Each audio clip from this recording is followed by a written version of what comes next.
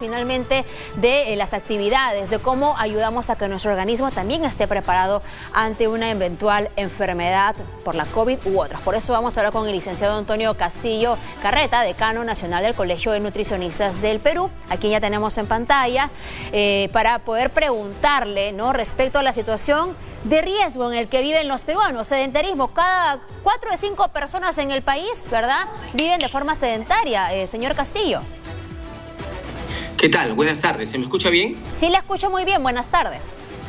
¿Qué tal? Buenas tardes. Yo no tengo mucho retorno, pero sí, en realidad estamos en el Día de la Actividad Física y en esta oportunidad el Colegio de Nutricionistas del Perú y todos los nutricionistas recomendamos a la población que pueda también prevenir cualquier tipo de enfermedad a través de la actividad física.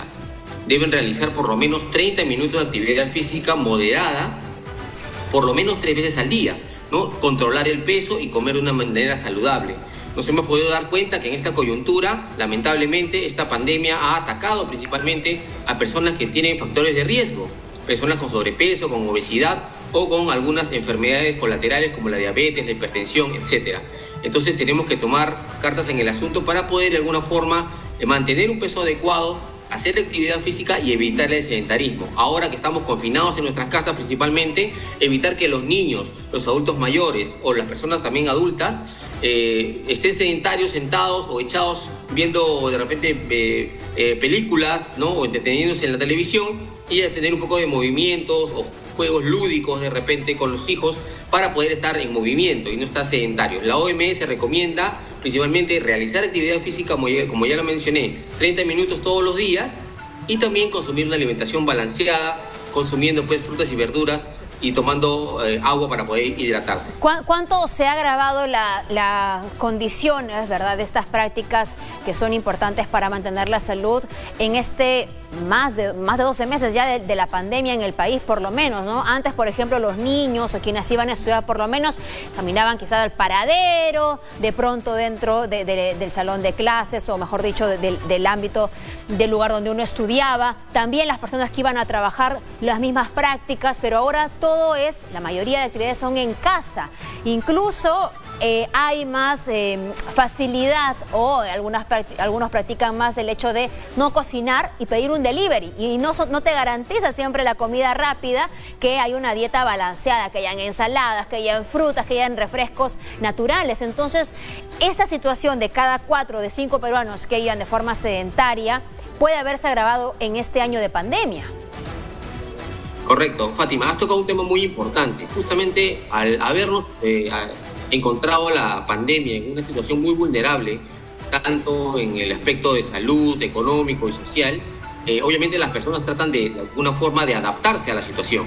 Y eso hace que las personas, pues, al no poder cocinar los alimentos, puedan ellos solicitar deliveries. Y obviamente son alimentos altamente calóricos, altamente con concentraciones altas de azúcar, de sodio, de grasas saturadas, que conllevan a que las personas puedan subir más de peso conjuntamente con la inactividad, con el sedentarismo. Aquí actualmente en el Perú, 7 de cada 10 peruanos presenta un problema de exceso de peso. Entonces tenemos que tomar cartas en el asunto, porque eso es la puerta abierta para otras enfermedades. Por eso es muy importante controlar el peso y también el hacer actividad física. Exacto. Hablemos de eso, señora Castillo, porque una de las poblaciones más vulnerables cuando se hablaba de la COVID-19 no solo eran los adultos mayores, ¿no? En nuestro país, por ejemplo, aquellos que tenían obesidad y diabetes.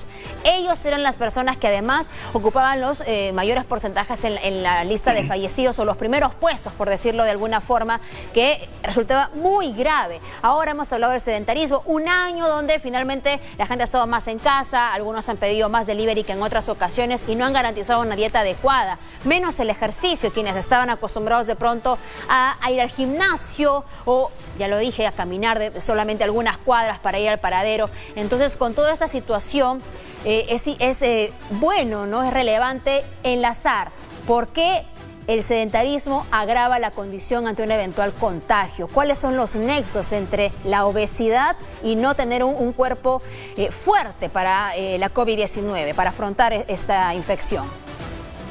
Correcto. Bueno, esta pandemia nos ha demostrado que al estar nosotros vulnerables también en la salud, hace que también los efectos de este virus sean más letales. Ya con estadísticas del PISA tenemos que el 85% de las personas que lamentablemente han fallecido presentaron obesidad, el 20% presentaron diabetes y 23% presentaron problemas de hipertensión arterial.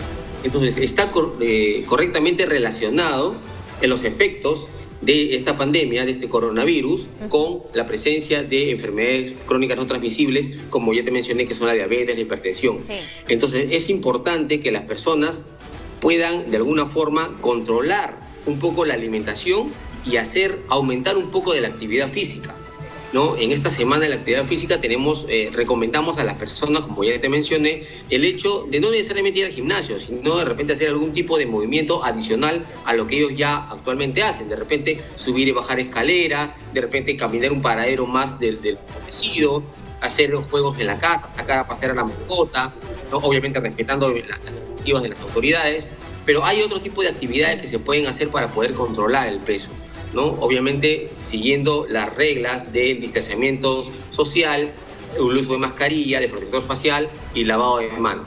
De acuerdo. Vemos además ahora mismo en las imágenes, ¿no?, unos pasteles tan ricos y hay que recordar que se puso de moda preparar queques en casa, ¿no? Tratar de sustituir algunas actividades ingresando a la cocina con más frecuencia que antes. El azúcar, ¿qué papel juega cuando una persona está contagiada de la COVID-19? Es como, digamos, el alimento favorito también en medio de esta enfermedad que lo que hace más bien es debilitar el organismo. Sí, correcto. En realidad, el consumo de carbohidratos, el azúcar es uno de ellos, sí, resta oxígeno al cuerpo. Entonces, cuando una persona está contagiada de COVID, se recomienda no consumir alimentos que tengan alta cantidad de carbohidratos, sino de repente más proteínas o grasas saludables.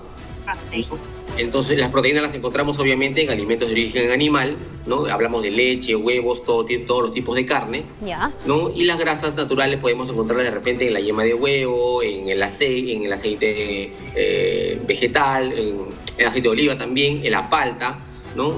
Que son grasas saludables, o en algunos pescados también que tienen algunos ácidos grasos importantes. Por eso es importante también el saber elegir los alimentos.